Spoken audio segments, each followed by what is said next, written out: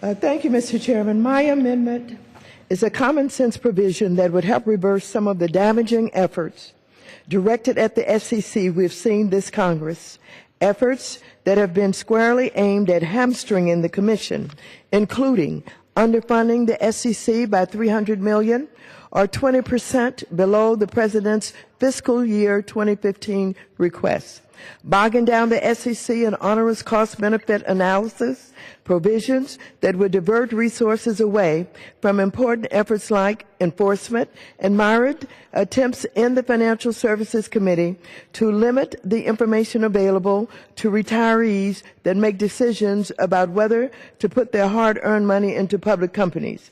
My amendment would help to counteract these efforts by providing the SEC with the authority to impose and collect reasonable user fees on federally registered investment advisors for the purpose of increasing the number and frequency of SEC examinations. This is consistent with my bill, H.R. 1627, the Investment Advisor Examination Improvement Act, which I have co-authored with Representative Delaney.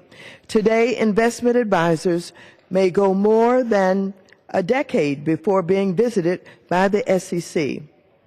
It is absolutely essential that we improve the oversight of investment advisors, the people that manage the assets of millions of individual and institutional investors across the country. This is particularly true if we are underfunding the SEC by $300 million, as this underlying bill proposes. The SEC currently only examines approximately 9% of advisors annually out of the almost 11,000 advisors registered with the Commission. The legislation and this amendment provide the SEC with additional resources to conduct more examinations and protect investors. I believe this amendment and our bill provides the simplest, most efficient solution to the problem of inadequate advisor oversight. Also, because the user fees contemplated in the amendment would only be used to fund the regulation of investment advisors and not to subsidize other functions at the SEC, I think that this option would be more cost-effective for the industry. In fact, a study by the Boston Consulting Group supports that point.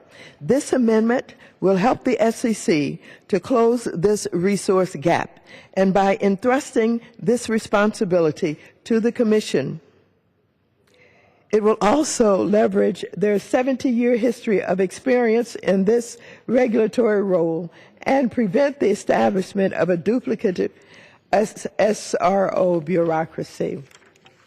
In addition to consumer and retiree advocates, my bill is supported by the investment advisor industry, including the Investment Advisor Association, the Financial Planning Association, the National Association of Personal Financial Advisors, and the Certified Financial Planner Board.